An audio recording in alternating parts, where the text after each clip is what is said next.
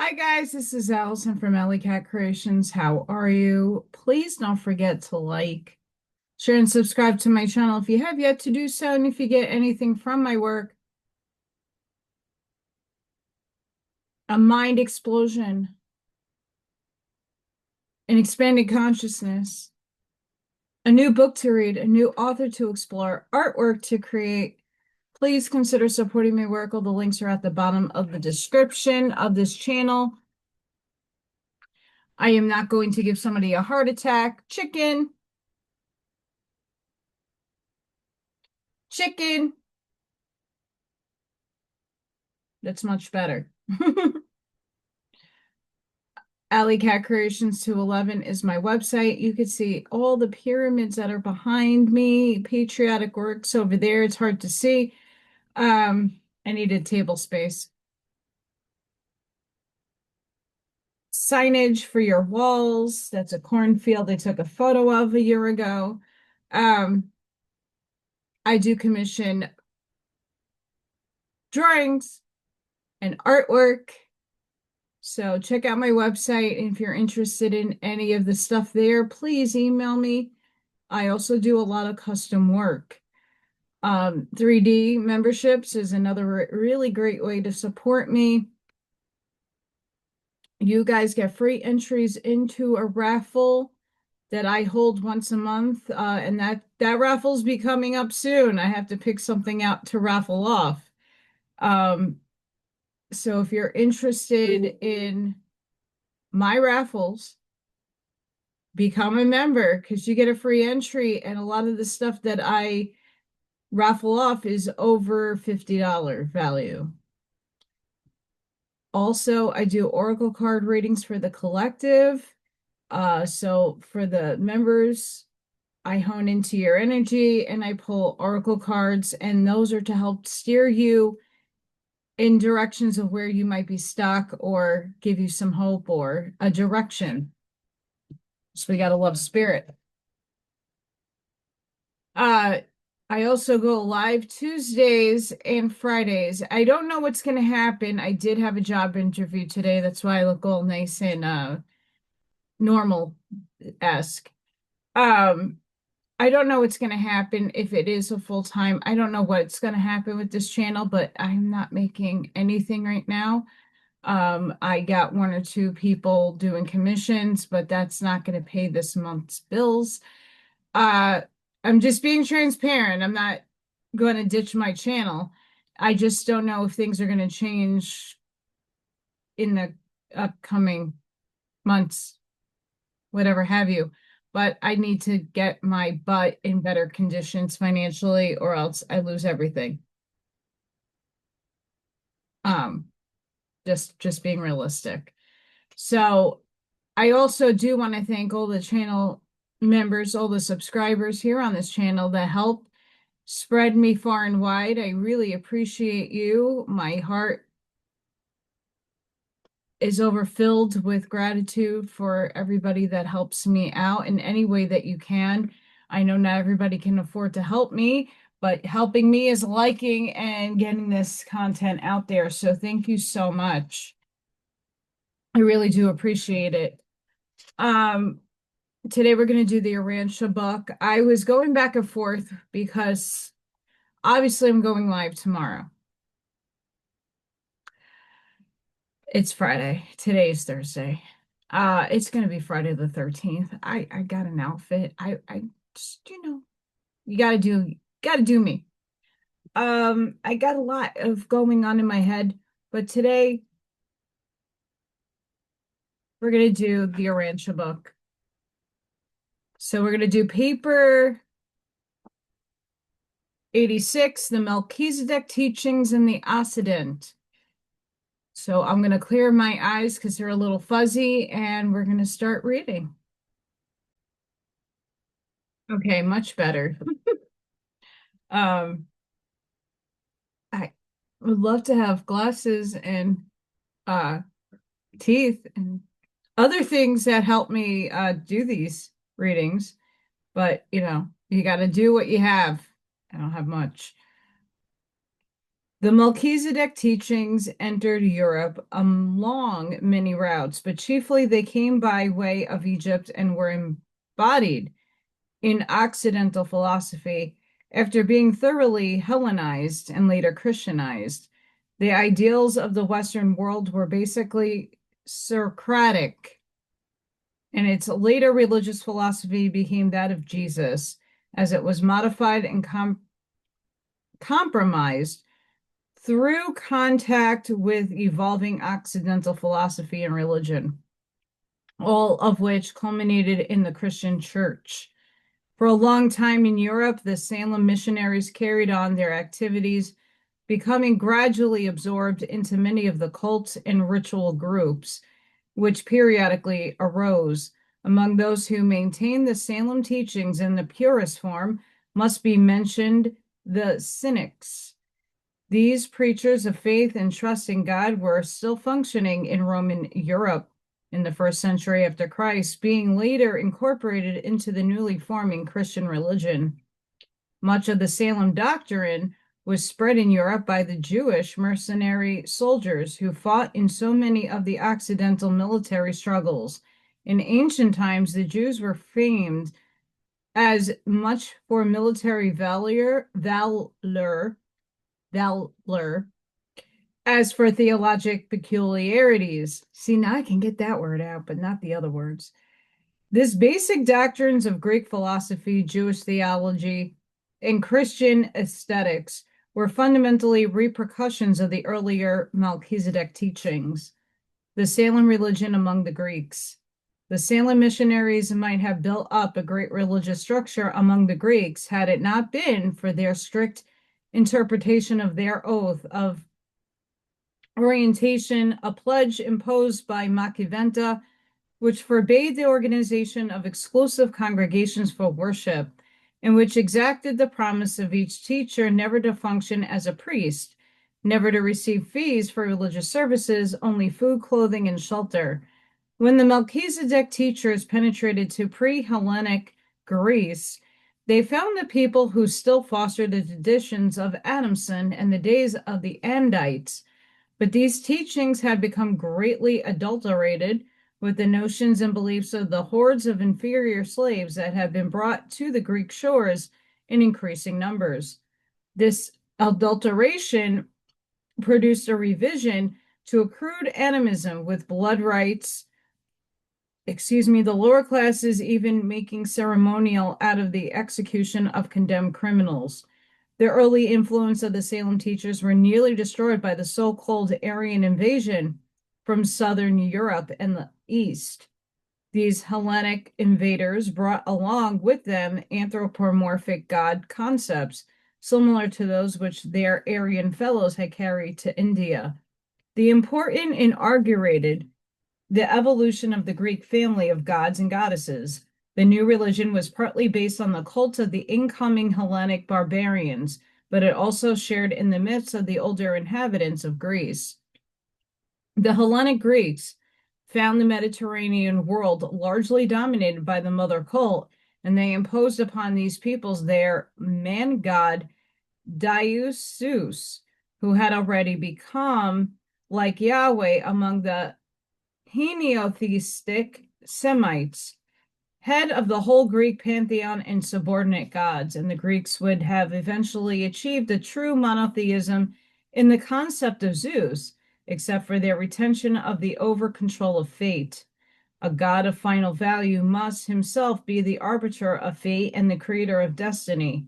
As a consequence of these factors in religious evolution, there presently developed the popular belief in the happy-go-lucky gods of Mount Olympus, gods more human than divine, and gods which the intelligent Greeks never did regard very seriously. They neither greatly loved nor greatly feared these divinities of their own creation. They had a patriotic and radical feeling for Zeus and his family of half men and half gods, but they hardly revered or worshipped them. The Hellenes became so impregnated with the anti-priestcraft doctrines of the early Salem teachers that no priesthood of any importance ever arose in Greece, Even the making of images to the gods became more of a work in art than matter of worship. The Olympian gods illustrate man's typical anthropomorphism, but the Greek mythology was more aesthetic than aesthetic. The Greek religion was helpful in that it portrayed a universe governed by a deity group. But Greek morals, ethics, and philosophy presently advance far beyond the God concept, and this imbalance between intellectual and spiritual growth was a hazardous to the Greece, as it had proved to be in India. The Greek philosophic thought, a lightly regarded and superficial religion, cannot endure, especially when it has no priesthood to foster its forms and to fill the hearts of the devotees with fear and awe. The Olympian religion did not promise salvation, nor did it quench the spiritual thirst of its believers. Therefore, it was doomed to perish. Within a millennium of its inception, it had nearly vanished, and the Greeks were without a national religion, the gods of Olympus having lost their hold upon the better minds. This was the situation when, during the 6th century before Christ, the Orient and the Levant experienced a revival of spiritual consciousness and a new awakening to the recognition of monotheism. But the West did not share in this new development. Neither Europe nor Northern Africa extensively participated in this religious renaissance. The Greeks, however, did engage in a magnificent intellectual advancement. They had begun to master fear and no longer sought religion as an antidote, therefore, but they did not perceive that true religion is a cure for soul hunger, spiritual disquiet, and moral despair. They sought for the solace of the soul in deep thinking, philosophy, and metaphysics. They turned from the contemplation of self-preservation, salvation, to self-realization and self-understanding. But by rigorous thought, the Greeks attempted to attain that consciousness of security which would serve as a substitute for the belief in survival, but they utterly failed. Only the more intelligent among the higher classes of the Hellenic peoples could grasp the new teachings. The rank and file of the progeny of the slaves of former generations had no capacity for the reception of this new substitute for religion. The philosophers disdained all forms of worship, notwithstanding that they practically all held loosely to the background of a belief in the Salem doctrine of the intelligence of the universe, the idea of God, and the great source. Insofar as the Greek philosophers gave recognition to the divine and the super finite, they were frankly monotheistic. They gave scant recognition to the whole galaxy of Olympian gods and goddesses. The Greek poets of the 5th and 6th centuries, notably Pindar, attempted the reformation of Greek religion. They elevated its ideals, but they were more artists than religionists. They failed to develop a technique for fostering and conserving supreme values. Xenophanes taught one God, but his deity concept was too pantheistic to be a personal father to mortal men. Anaxagoras was a mechanist, except that he did recognize a first cause, an initial mind. Socrates and his successor, Plato and Aristotle, taught that virtue is knowledge, goodness, health of the soul, that it is better to suffer injustice than to be guilty of it, that it is wrong to return evil for evil, and that the gods are wise and good. Their cardinal virtues were wisdom, courage, temperance, and justice. The evolution of religious philosophy among the Hellenic and Hebrew peoples affords a contrastive illustration of the function of the church as an institution in the shaping of cultural progress. In Palestine, human thought was so priest-submerged in religion and morality. In Greece, the almost complete absence of priests and sacred scriptures left the human mind free and unfettered, resulting in a startling development in depth of thought. But religion, as a personal experience, failed to keep pace with the intellectual probings into the nature and reality of the cosmos. In Greece, believing was subordinate to thinking. In Palestine, thinking was held subject to believing. Much of the strength of Christianity is due to its having borrowed heavily from both Hebrew morality and Greek thought. In Palestine, religious dogma became so crystallized as to jeopardize further growth. In Greece, human thought became so abstract that the concept of God removed itself into a misty vapor of pantheistic speculation, not at all unlike the impersonal infinity of the Brahmin philosophers. But the average men of these times could not grasp, nor were they much interested in the Greek philosophy of self-realization and an abstract deity. They rather crave promises of salvation coupled with the personal God who could hear their prayers. They exiled the philosophers, persecuted the remnants of the Salem cult, both doctrines having become much blended and made ready for the terrible orgastic plunge into the follies of the mystery cults, which were the overspreading the Mediterranean lands. The Eleusinian mysteries gave up within the Olympian pantheon a Greek version of the worship of fertility. Dionysus nature worship flourished. The best of the cults was the Orphic Brotherhood, whose moral preachments and promises of salvation made a great appeal to many.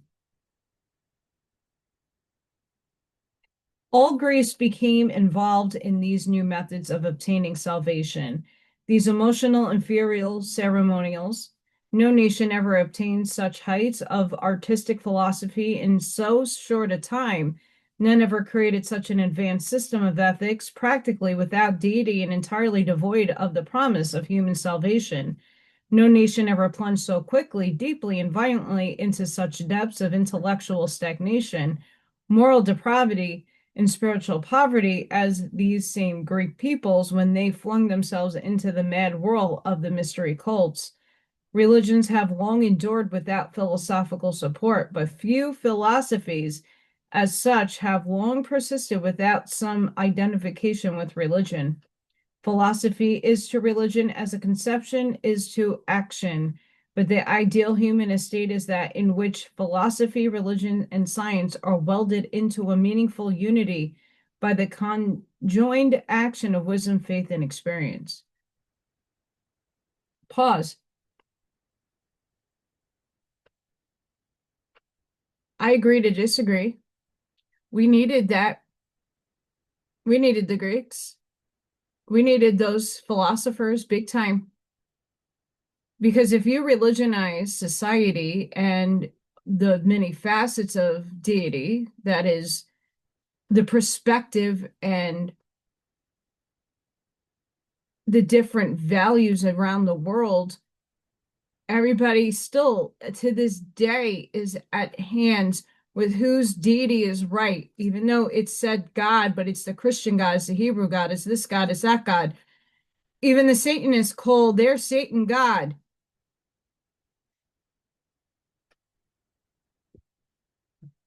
When you combine spirituality, metaphysics, quantum physics, sciences, and you reach up to a 4D level of intellectual thinking, you're going to get quantum panpsychism.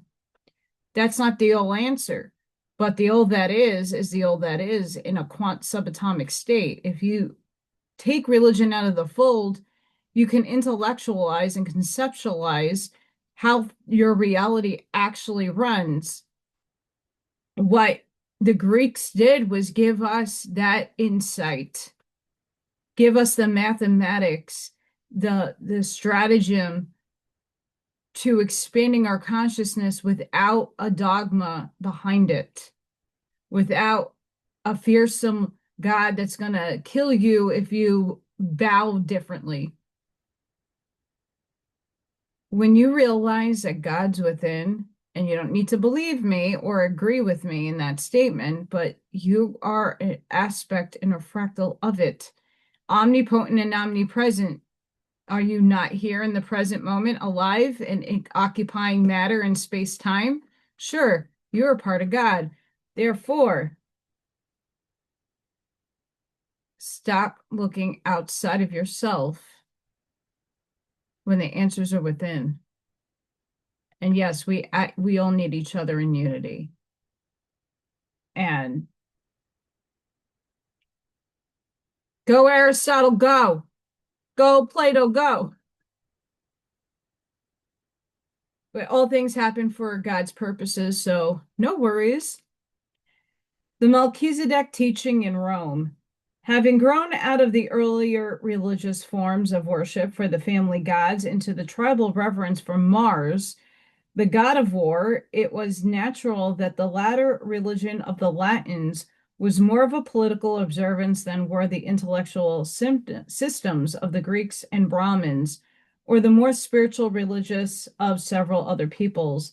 In the great monotheistic renaissance of Melchizedek's gospel during the 6th century before Christ, too few of the Salem missionaries penetrated Italy, and those who did were unable to out and overcome the influence of the rapid spreading of Etruscan priesthood, with new galaxy of gods and temples, of all which became organized in the Roman state religion. This religion of the Latin tribes was not trivial or venereal like that of the Greeks, neither was it austere and tyrannical like that of the Hebrews. It consisted for the most part of the observance of mere forms, vows, and taboos. Roman religion was greatly influenced by extensive cultural importations from Greece. Eventually, most of the Olympian gods were transplanted and incorporated into the Latin pantheon. The Greeks long worshipped the fire of the family hearth. Hista was the virgin goddess of the hearth. Vesta was the Roman goddess of the home. Zeus became Jupiter, Aphrodite became Venus, and so down through the many Olympian deities. The religious initiation of Rome youths was the occasion of the solemn consecration to the service of the state. Oaths and admissions to citizenship were in the reality religious ceremonies. The Latin peoples maintained temples, altars, and shrines, and in crisis would consult the oracles.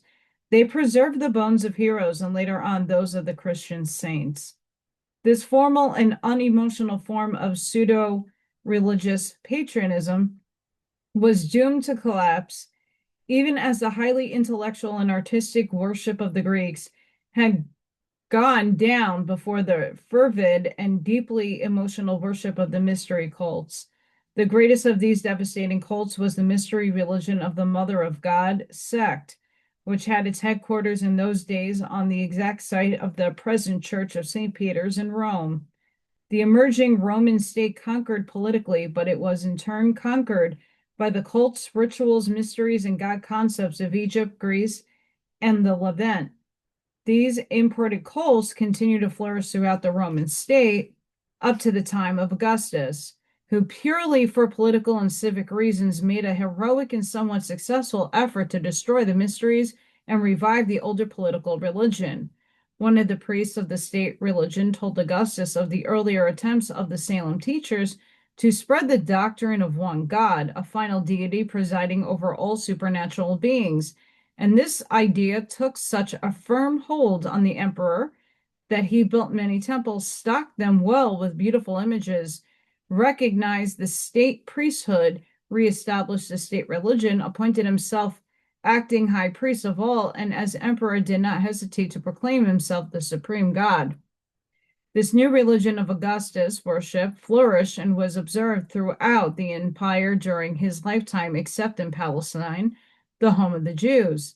And this era of human gods continued until the official Roman cult had a roster of more than 200 self-elevated human deities, all claiming miraculous births and other superhuman attributes.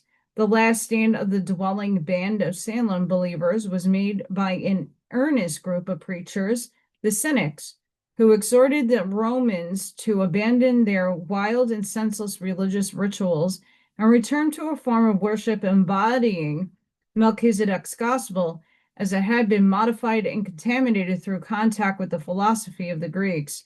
But the people at large rejected the Cynics. They referred to plunge into the rituals of the mysteries, which not only offered hopes of personal salvation, but also gratified the desire for division and excitement and entertainment. The mystery cults. The majority of people in the Greco-Roman world, having lost their primitive family and state religions and being unable or unwilling to grasp the meaning of Greek philosophy, turn their attention to the spectacular and emotional mystery cults. From Egypt and the Levant, the common people crave promises of salvation, religious consolidation for today, and assurances of hope for immortality after death. The three mystery cults which became most popular were the Phrygian cult of Cybele and her son Attis, the Egyptian cult of Osiris and his mother Isis, the Iranian cult of the worship of Mithras as a survivor and redeemer of sinful mankind. The Phrygian and Egyptian mysteries taught that the divine son, respectively Attis and Osiris, had experienced death and had been resurrected by divine power, and further that all who were properly initiated into the mystery and who reverently celebrated the anniversary of the god's death and resurrection would thereby become partakers of his divine nature and his immortality. The Phrygian ceremonies were imposing but degrading. Their bloody festivals indicate how degraded and primitive these Levitan mysteries became. The most holy day was Black Friday, the Day of Blood, commemorating the self-inflicted death of Attis. After 3 days of the celebration of the sacrifice and death of Attis, the festival was turned into joy in honor of his resurrection. The rituals of the worship of Isis and Osiris were refined and impressive than were those of the Phrygian cult. The Egyptian ritual was built around the legend of the Nile god of old, a god who died and was resurrected, which concept was derived from the observation of the annually reoccurring stoppage of vegetation growth, followed by the springtime restoration of all living plants. The frenzy of the observance of these mystery cults and the orgies of their ceremonials, which were supposed to lead up to the enthusiasm of the realization of divinity, were sometimes most revolting. The cult of Mithras. The Phrygian and Egyptian mysteries eventually gave way before the greatest of all the mystery cults, the worship of Mithras. The Mithric cult made its appeal to a wide range of human nature and gradually supplanted both of its predecessors. Mithraism spread over the Roman Empire throughout the propagandizing of Roman legions recruited in the Levant, where the religion was the vogue, for they carried this belief wherever they went. And this new religious ritual was a great improvement over the earlier mystery cults. The cult of Mithras arose in Iran and long persisted in its homeland despite the militant opposition of the followers of Zoroaster. But by the time Mithraism reached Rome, it had been greatly improved by the absorption of many of the Zoroaster's teachings. It was chiefly through the Mithric cult that Zoroaster's religion exerted an influence upon later appearing Christianity. The Mithriatic cult portrayed a militant god taking origin in a great rock, engaging in valiant exploits, and causing water to gush forth from a rock stuck with his arrow. There was a flood from which one man escaped in a specially built boat, and Last Supper, which Mithras celebrated with the sun god before he ascended into the heavens. The sun god, or Sol Invictus, was a degeneration of the Ahura Mazda deity conception of Zoroastrianism. Mithras was conceived as a surviving champion of the sun god in his struggle with the god of darkness. And in recognition of his slaying the mythical sacred bull, Mithras was made immortal, being exalted to the station of intercessor for the human race among the gods on high. The adherents of this cult worshipped in caves and other secret places, chanting hymns, mumbling magic, eating the flesh of the sacrificial animals, and drinking the blood. 3 times a day they worshipped with special weekly ceremonials on the day of the sun god and with the most elaborate observance of all on the annual festival of Mithras, December 25th. It was believed that the partaking of the sacrament ensured eternal life, the immediate passing after death to the bosom of Mithras. They to tarry in bliss until the judgment day. On the judgment day, the Mithridatic keys of heaven would unlock the gates of paradise for the reception of the faithful, whereupon all the unbaptized of the living and the dead would be annihilated upon the return of Mithras to earth. It was thought that when a man died, he went before Mithras for judgment, and then at the end of the world, Mithras would summon all the dead from their graves to face the last judgment. The wicked would be destroyed by fire, and the righteous would reign with Mithras forever. At first, it was a religion only for men, and there were 7 different orders into which believers could be successfully initiated. Later on, the wives and daughters of believers were admitted to the temples of the Great Mother, which adjoined the Mithric temples. The women's cult was a mixture of Mithriatic ritual and ceremonies of the Phrygian cult of Sibyl, the mother of Attis.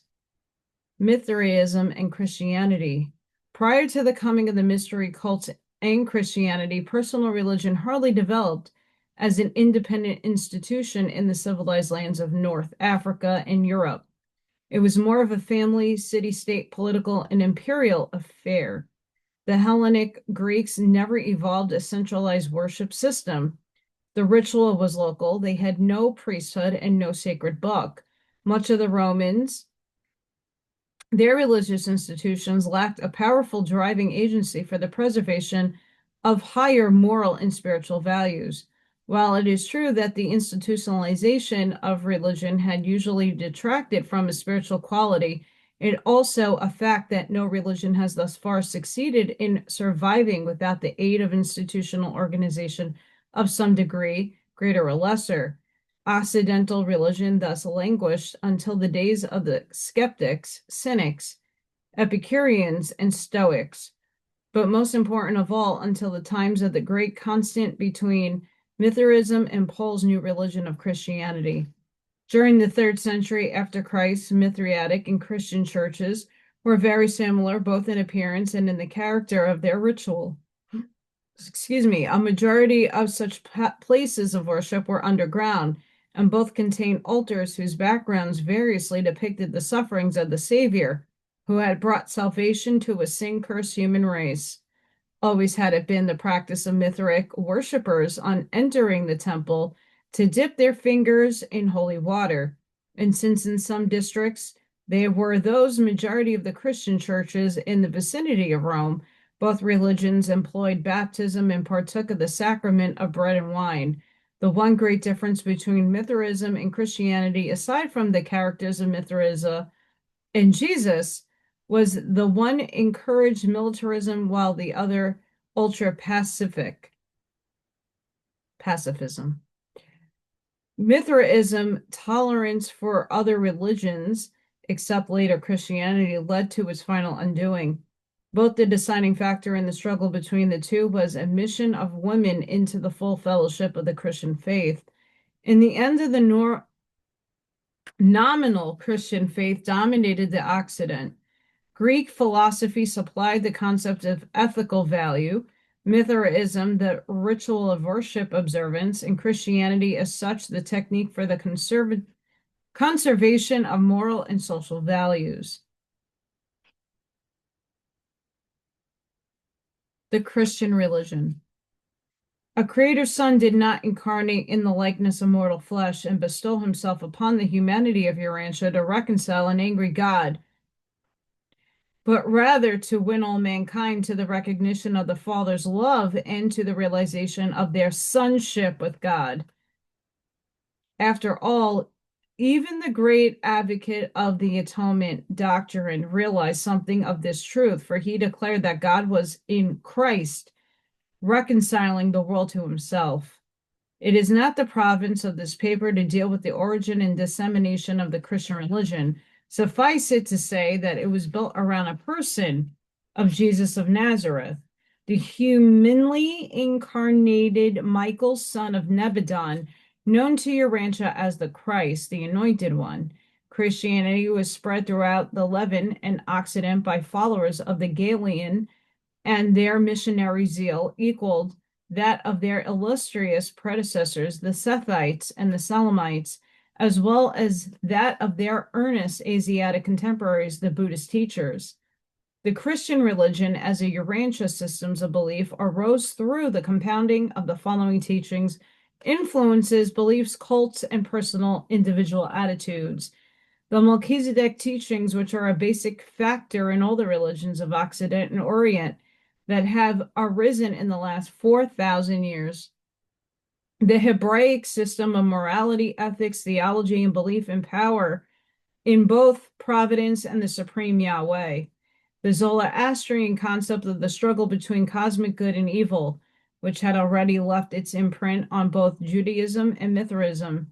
Through prolonged contact attended upon the struggles between Mithraism and Christianity, the doctrines of the Iranian prophet became a potent factor in determining the theologic and philosophic cast and structure of the dogmas, tenets, and cosmology of the Hellenized and Latinized versions of the teachings of Jesus. The mystery cults, especially Mithraism, but also the worship of Great Mother in the Phrygian cult, even the legends of the birth of Jesus on Urantia became tainted with the Roman version of the miraculous birth of the Iranian superhero Mithras, whose advent on earth was supposed to have been witnessed by only a handful of gift-bearing shepherds who had been informed of the impending event by angels. The historic fact of the human life of Joshua ben Joseph, the reality of Jesus of Nazareth as the glorified Christ, the Son of God, the personal viewpoint of Paul of Tarsus, and it should be recorded that Mithraism was the dominant religion of Tarsus during his adolescence. Paul little dreamed that his well-intentioned letters to his converts would someday be regarded by still later Christians as the Word of God. And I'll get after that. Such well-meaning teachers must not be held accountable for the use made of their writings by later-day successors. Aaron Abke talks about this, that most Bibles written today are Pauline and not necessarily the words of actual Yeshua. So, and this is like alluding to that. So I do align with this, these words. The philosophic thought of the Hellenistic peoples from Alexandria and Antioch through Greece to Syracuse and Rome, the philosophy of the Greeks was more in harmony with the Poles' version of Christianity than with any other current religious systems and became an important factor in the success of Christianity in the Occident.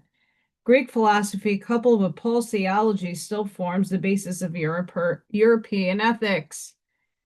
As the original teachings of Jesus penetrated the Occident, they became Occidentalized. And as they became Occidentalized, they began to lose their potential universal appeal to all races, kinds of men. Christianity today has become a religion well adapted to social, economic, and political mores of the white races. It has long since ceased to be the religion of Jesus, although it still valiantly portrays a beautiful religion about Jesus to such individuals as sincerely seek to follow in the way of its teachings. It has glorified Jesus as the Christ, the messianic appointed one from God, but has largely forgotten the Master's personal gospel, the fatherhood of God and the universal brotherhood of all men. And this is the very long of the teachings of Melchizedek on Urantia. It is nearly 4,000 years since this emergency son of Nebadon bestowed himself on Urantia. And in the time, the teachings of the priest of Eliron, the Most High God, have penetrated to all races and peoples. And Melchizedek was successful in achieving the purpose of his unusual bestowal when Michael made ready to appear on Urantia. The God concept was existent in the hearts of men and women, the same God concept that still flames anew in the living spiritual experience of the manifold children of the universal Father, as they live their intriguing temporal lives on the whirling planets of space. Presented by a Melchizedek of Nebadon. I agree. And paper 99. Whoo, can't wait to read that one. Can't wait to read that one. I agree with their version only because look at all the books behind me. I've read a lot of literature in a lot of perspectives, and the Urtites kind of have that perception in earnest. They're onto something. You don't have to agree with everything that they're projecting, but what they are projecting is how other thoughts, influences from different sects around the world, like Christmas, is mostly pagan. It's from the Norse traditions. Instead of going around and killing everybody and trying to like impose a religion on people, they try to oh, we're not going to kill it. We can't kill these people. They can't kill the Vikings. Oh, yeah, no, we're not touching that. So we're going to adapt to their ritualistic stuff and like entertain some of it and implant Christ here. And the same could be said about many other religions that their emissaries went out and before the, you know, let's kill everybody if you don't believe in my God kind of thing. That happened, sadly. I guess things need to happen so that we don't repeat it and learn from the damn shit. But have we gotten there yet in a society that still barks and judges and calls me the devil? Who knows? But I totally argue this point with a lot of people that are in that one book and say, well, your influences, you're going to the church every Sunday and getting preached. Is it a Pauline concept? Is it Yeshua's words? Are they really telling you the truth about Yeshua? What version, what parallel universe are we in to what story and timeline we're on is being dictated to us? It's very multi-layered and very, very convexed with a lot of layering of different concepts and things. But if we look to the Bible, we look to religious scripture, you can absolutely see within no matter what religion, the influences of other cultures and other races and how certain things are adapted. And it was not from some stoic hero sitting on the hill and going, oh, yeah, we're going to implement this. No, it came through political and coercion and twisting of shit to make it feel right for the lowly people down there. We're no more and no longer the lowly people. No matter where you are in society, no matter what caste you are put into, labeled, we got to drop the labels. We're humanity. We're all one. And we need to stop bickering over nonsensical shit.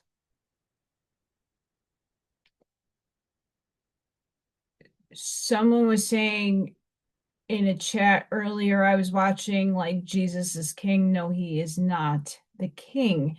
He would never accept that at all. He didn't want that title. He didn't even want the titles that he was being given back in his time. He was a man on a mission of teaching humanity ascension. And that God's within, and it's all within. And just do good works and be righteous by all people. And the analogy I will leave you on is this.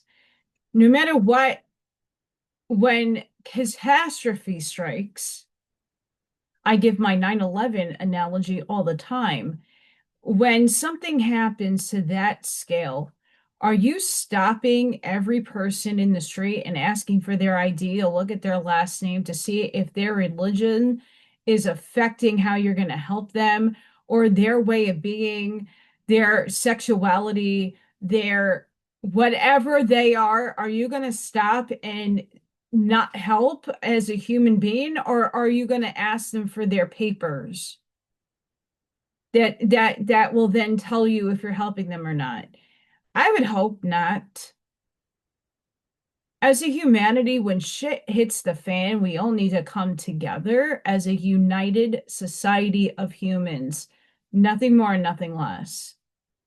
There is no, you can pray to whatever you want to pray to. It should be an open fest of love and acceptance for all, not just the few, not just because you have $1 billion and that guy has 78 cents in his account.